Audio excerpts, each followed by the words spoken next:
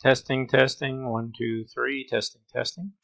We're going to play with here. Hopefully we're up and running sound. You'll see that this is just a simple lofted pipe structure. And that's all I really get around to ever doing is piping lofting things. The reason I'm doing that is because I'm starting with a grid format, and I wanted to show you how basically you can transform very quickly through your grids, simplifying your points. You can pull that over into a rectangle, get a different structure that uses the same data streams, and you can go so far to put it into radial, which is actually much more exciting to look at. You may not want to study this in the radial system until you actually have a chance to kind of analyze what you've done, but it's a nice system, and we'll show you how the patterns change as you go throughout. And here's the in the round, and maybe I'll just bring it back to shaded so you can see what's going on, or maybe even wireframe. Wireframe actually might be nice. That said, here it is, trying to find patterns. I'm going to leave it in radial, and I'm basically checking out my data streams. I graphed it into the points, so I can actually have that series of points, which come in as 120 branches with an item on each. And then I'm going to put that through a Pathmapper. And I played with my Pathmapper and stepped up the B path by +1 in this one, +3 in this one, and multiplied by 3 in this one. And you're going to see the geometries change as I plug in different ones into my tree A. So that's with B equaling 1. I'm going to plug in B +3, so there's been a staggered and a change in the pipe system and in the loft system in doing that. And then if we multiply by 3, you'll see another change as it steps up and gets a totally different geometry. Now this is simple math and basic, if you're in a Python program, it couldn't get much more simple than that. Let's leave it in that pattern, or let's better yet, let's put it back to B +1, and you can start to see it from the top view and the side views.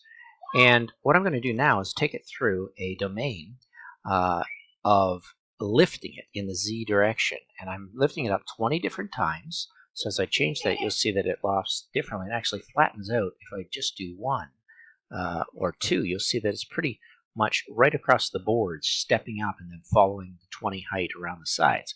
But I can take that so it has a nice range of climbing up that in steps and making a very interesting staircase of pipes and lofted forms. And what I've done is taken that first branch, and I've taken that data from the first branch, which are those points, which if we take a look here, these points, and then I bring them into these geometries, and I simply pipe between that tree and that tree using an offset value. I can have a very interesting look at, let's say, just the pipes, for instance. So if I brought in and only stepped up from here to here, it's actually going to move that pipe up in that from the 0 to the 1. That might make sense to you. If I went 1 to 1, you'd have this look. And you could do multiple ones, which is nice as this is different data. 2 to 3 is going to step it in that direction. And you can look at all your stuff to kind of get a sense of that as you go. It's just taking a second. But if I only bring in one offset value and I leave my wrap paths, I believe, to false, both of them that I don't want to wrap, I haven't even played with that, I'm drawing a line between those two. But if there's two sets of lines, I can actually loft them. So if you take that first set, hold down Shift, and bring that in, you'll loft between those. And you get some really incredible patterns using pipe and just surface. Look at that. I never would have designed that. And what's nice is you can bring in a third one if you want to. Hold down Shift and bring in your data structure a little differently. You're basically reading your data and building some incredible geometries, and here they go. I just find it amazing to play with these patterns. Of course, I don't like just seeing top view. I like seeing what actually is happening there as we go through. And in the same sense, I'm also getting my pipes as I go through. So you've got this nice, let me unclick this so you can see the two. You've got this very interesting step structure as it climbs up. And I'm just playing off of different geometries. What if I took the 1, 2?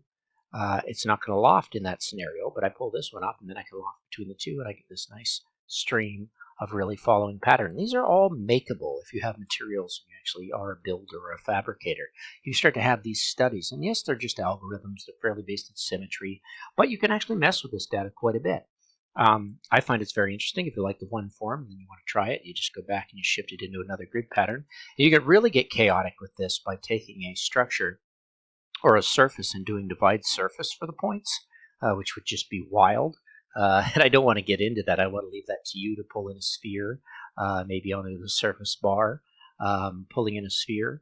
and either populating that with some very interesting geometries. You can populate 3D geometry if you wanted to bring that in, or 3D surface geometry. You could also take your divide surface to locate points within that structure, divide surface, and bring that in, get your points on that surface. Now it's going to become quite clustered and quite chaotic, but once you have a script that works, and literally I'm just playing with Pathmapper and playing with relative items to end up with these geometries, it's amazing just to get lost in it. I'd rather not fail in front of everybody, but I don't mind trying. Let's just take those points. You could call them out. You could organize them. You could do a UV count that's much smaller, so you have a much smaller set of points. Keep in mind that you brought in 120 points here.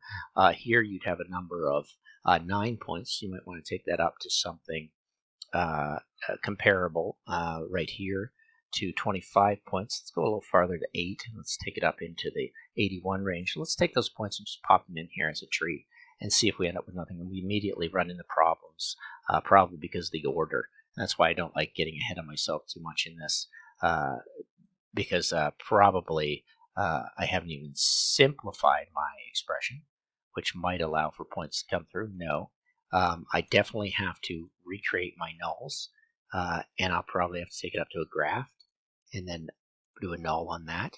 That might provide me some data to go through. I'm not sure. Did I end up with something? I certainly did. So a little playfulness in the same script. Pull it through the same points. That is just playing around with the surface and different, and I definitely flared that out in one direction as opposed to the other. You can go right back to what you had initially. Maybe grab these points as the offset. You're not going to get the loss without putting in the other one. But once you have an algorithm up and running, start to really play with what you're doing.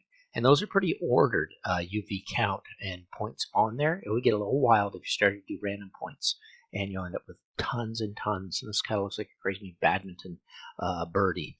But I leave that up to you for you to play with and challenge yourself with. This object geometry is still coming from this one, not from this one. I'm not sure what would happen if I brought that geometry up into here. And now we've got some wild geometry that fails under item A. So it doesn't work with that tree data. So let's step back a second, leave it in that tree data and leave it in this tree data. I'm just curious to see what kind of points I'm pulling off of this. There it is. I'm still dealing with all of these points as opposed to the points on the initial one. So they are relating and co-relating to that. And if you start doing things to your sphere or moving or changing that or changing the UV count, that's going to have a big difference. I wonder if I drop that down to a very low count. Obviously, it's just a very low pattern that's coming off of those points. It's just your base points where to start. Curious if I took it all over the whole surface of it. The points being, I had 121 points generated. Not sure what to do. If I edit this and take it up, it's going to be in one direction. Took it up to 120. Just curious, and this is how I figure out scripts and just play with them. That's going to take a little bit of time to go. And there it is. It just blew up into a really nice little pattern off the top, which is similar to what it was. And it's reading these points. So it's not too different. It's just pulling the points off of the sphere. Anyway, get lost in it. It's 8 minutes. The script works. Be playful with it. Change your lofts. And stay to simple geometries to begin with. You might even want to wrap your items and see what happens if I start to wrap items. I haven't done that yet. Any geometry changes when I bring that into wrapping paths. I'm not seeing anything different in there.